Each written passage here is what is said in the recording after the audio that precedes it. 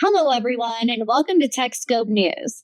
I'm Tiffani Neilson, and joining me, as always, is my incredible co-host, Johannes Beekman. How are you today, Johannes? I'm doing great, Tiffani. How's your day going? Amazing. Thank you for asking. And Johannes, this week felt like the early stages of a system redesign.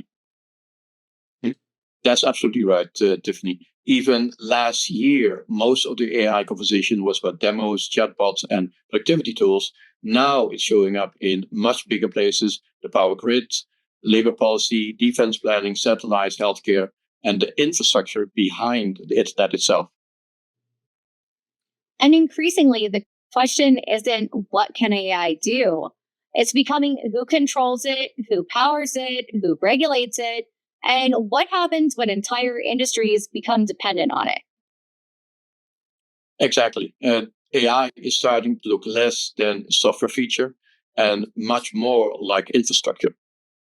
Yes. And today, we're covering governments demanding access to frontier AI systems before release, the escalating compute arms race, warnings about AI stressing the power grid, space based solar power, constitutional protections against automated decision making, AI surveillance in the workplace, cybersecurity risks from autonomous agents, medical breakthroughs, and yes, CERN transporting antimatter. Right, and transporting antimatter is an incredible scientific milestone. It also happens to be the kind of phrase that makes every sci-fi fan instinctively look for the emergency exit. Exactly. If anyone hears mysterious humming from a basement reactor tonight, call the Ghostbusters first and the venture capitalists second.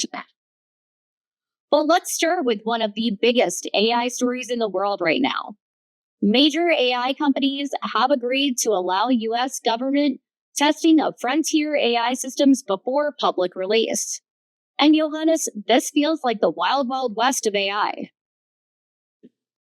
It does feel like the wild, wild west, but maybe the sheriff is finally showing up, and governments are starting to say right now, we cannot just wait until these systems are released and then figure out what went wrong.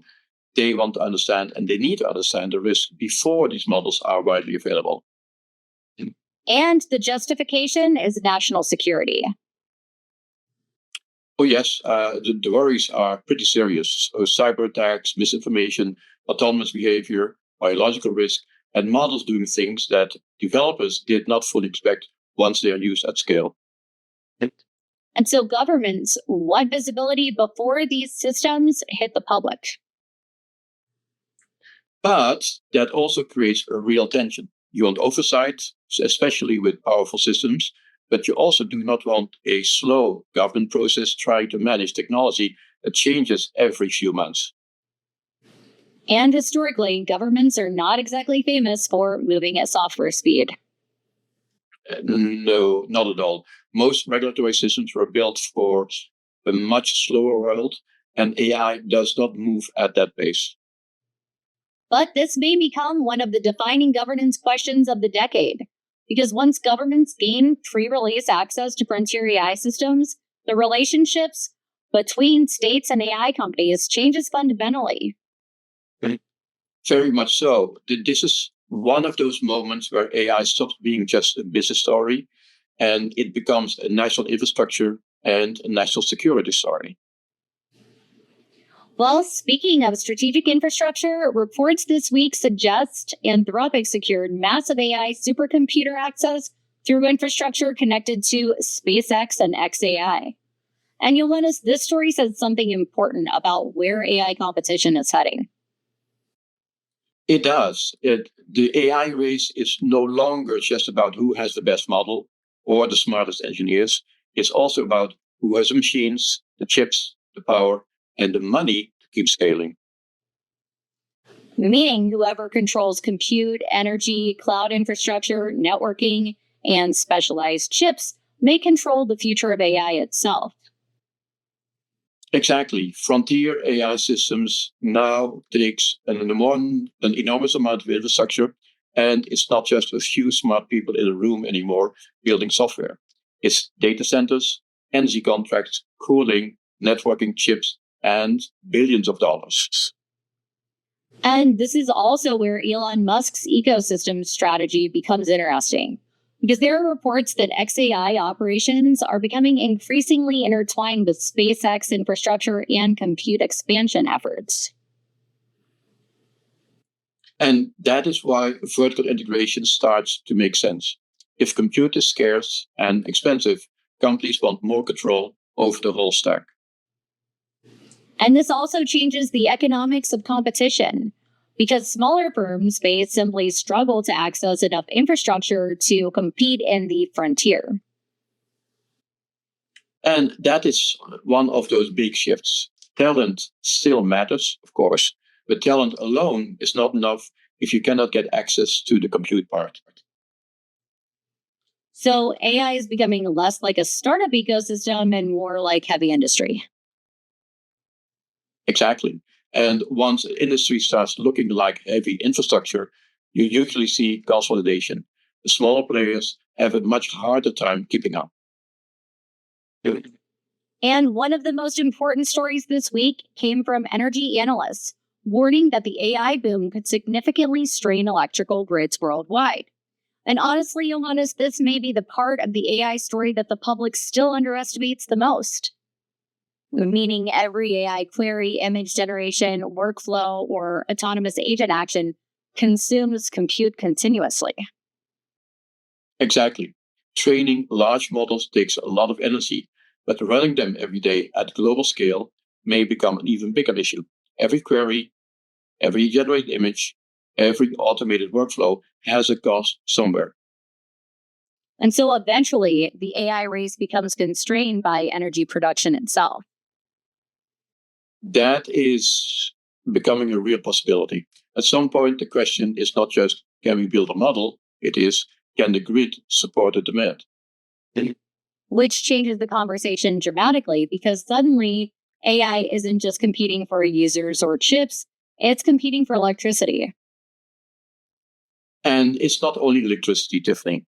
It's transmission lines, cooling systems, land, water, permits, and local politics. That is where AI becomes very physical. And politically sensitive infrastructure, because communities will increasingly ask who benefits from these facilities, who absorbs the costs, and how much energy should AI consume relative to everything else. And once a technology starts affecting grid planning and local energy decisions, it's no longer just software. Which brings us to one of the most futuristic stories of the week.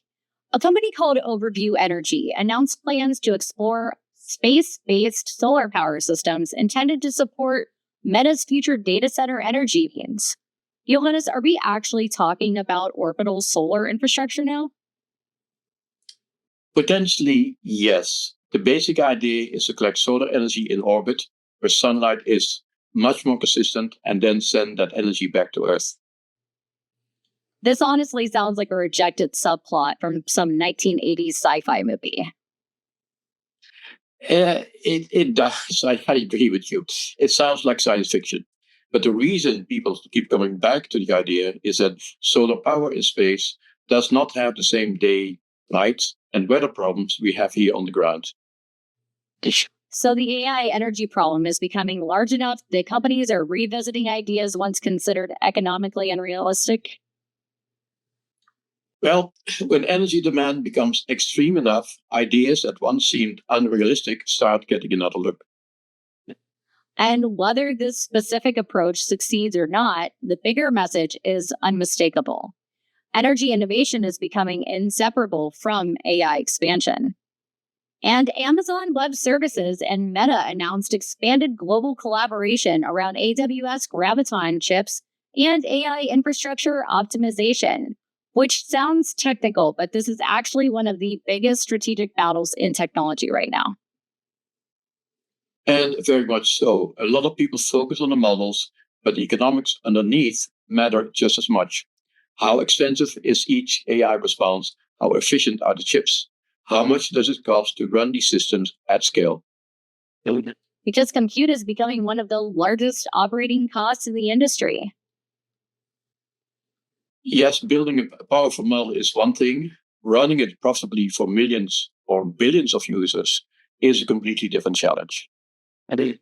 And custom silicon matters strategically because companies don't want total dependence on a single hardware supplier. Especially while demand for GPUs is still very intense, everyone wants more compute, and no one wants to be completely dependent on one single supplier. So beneath the AI race is another race: who controls the infrastructure stack? Absolutely. Chips, cloud platforms, networking, cooling, power contracts, it all matters now. The AI story is really becoming an infrastructure story. Thanks, Johannes. And one of the biggest business shifts happening quietly right now is the rise of AI agents inside enterprise workflows. Not just chatbots answering questions, but systems taking actions. Exactly. We are moving away from AI that gives suggestions to AI that can actually do things. Meaning the systems capable of retrieving information, updating systems, executing workflows, coordinating tasks, and increasingly making operational decisions. And that changes enterprise software in a big way. Instead of clicking through dashboards and menus, people may increasingly tell the system what they want done, and the agent handles the steps. Which sounds efficient until an AI accidentally emails your CFO, updates your CRM, and schedules 12 meetings in Singapore.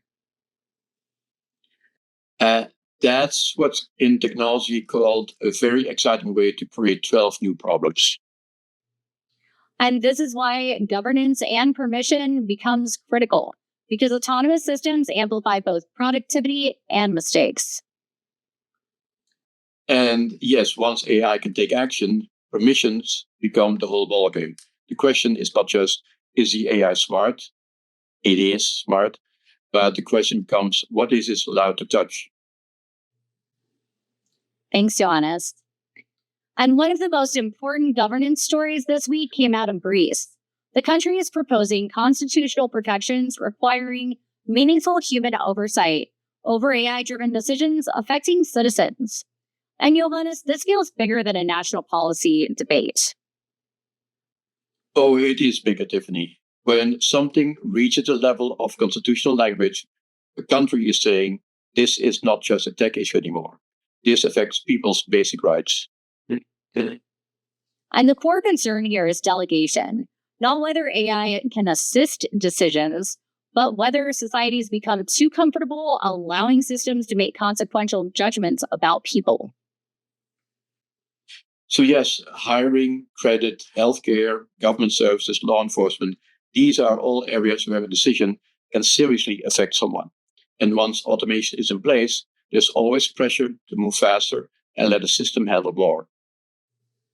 And history suggests that institutions love efficiency. Very much so. And that's why safeguards have to come early. Once these systems are deeply embedded, they become much harder to unwind and control. And Meta is facing scrutiny in Europe over AI-driven workplace surveillance systems reportedly monitoring employee productivity and behavior. And Johannes, this is where AI starts feeling very personal. It does, Tiffany. This is where AI stops feeling abstract. If AI is watching how fast you work, how often you pause, what you click, and how your behavior compares to everyone else's, that changes the workplace. Which sounds efficient until you imagine existing inside it every day. Exactly, Tiffany. A human manager can only observe so much.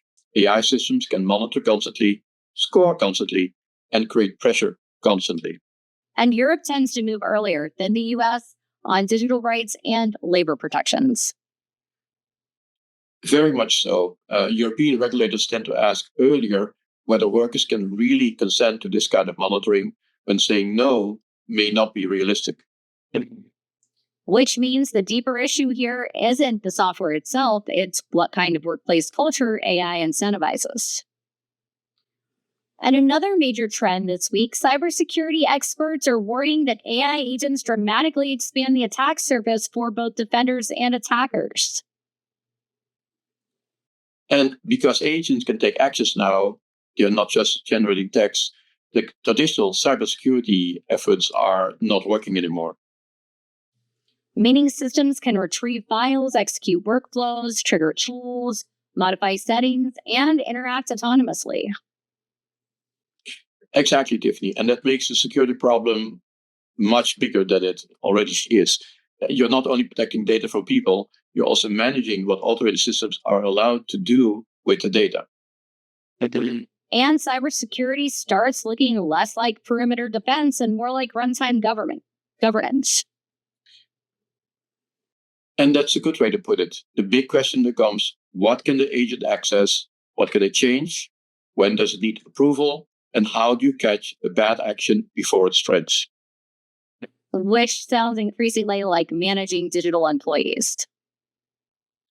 Honestly, yes, it does. So my take is that managing AI agent is like managing digital employees with permissions, supervision, and consequences when something goes wrong. And let's shift to a more hopeful story. Researchers at the Mayo Clinic reported AI systems identifying pancreatic cancer significantly earlier than traditional diagnostic timelines in some cases. And Johannes, this is where AI feels genuinely transformative. It does, Tiffany. Healthcare is one of the areas where AI can generally be useful because it can find patterns across huge amounts of data that a human doctor may not be able to see on their own. And pancreatic cancer is particularly important because early detection is notoriously difficult. Yes, and because of that, pancreatic cancer is often found late. And if an AI can help doctors catch signals earlier, that could make a real difference. I also think that stories like this help rebalance the public conversation because amid all the infrastructure races and governance fears, it's important to remember why societies are investing in these technologies in the first place. That's right. At its best, AI should expand what humans can do. It should support doctors, not replace judgment. And finally, one of the most fascinating science stories of the month. CERN announced researchers successfully transported antimatter outside a laboratory environment for the first time using a mobile containment system. Johannes, this immediately reminded me of Ghostbusters, because at some point in every antimatter story, I expect someone to yell, "Do not cross the streams." That is a very reasonable safety policy in this case, Tiffany. Exactly. If there's glowing plasma in a portable container, I want at least one scientist dramatically sweating. Preferably several scientists. But yes, scientifically, this is a big deal. Antimatter cannot just be put in a box and carried across town. If it touches ordinary matter, it annihilates. So moving it safely is extremely difficult. And the importance here is capability, because once you can transport antimatter, experimentation becomes far more flexible. So yes, if researchers can transport antimatter safely, they can run experiments in more places and under better conditions. And that could help with questions about gravity, particle physics, and why the universe is made mostly of matter instead of antimatter. Which remains one of the most incredible things about science. Humanity still fundamentally does not fully understand why the universe exists in its current form. And yet somehow we have decided, let's make antimatter portable.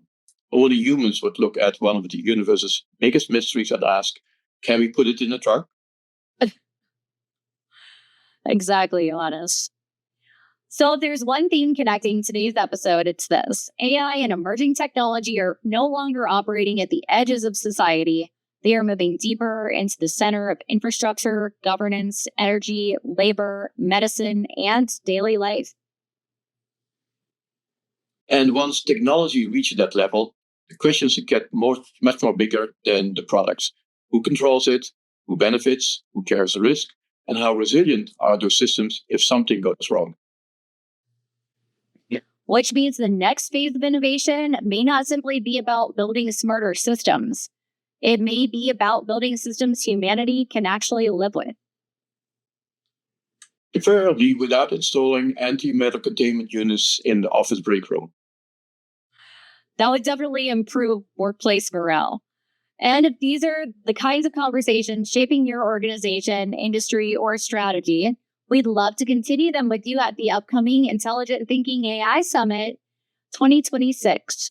Industry leaders, experts, and innovators will be joining us to explore the future of AI infrastructure, governance, enterprise adoption, and emerging technology. For speaking, sponsorships, or just to register, you can visit www.iotmktg.com. Thanks for joining us on TechScope News. We'll see you next time. Thanks, Johannes. Thank you for watching. Bye-bye. Bye-bye. Thank you, Tiffani. Thank you. Bye-bye.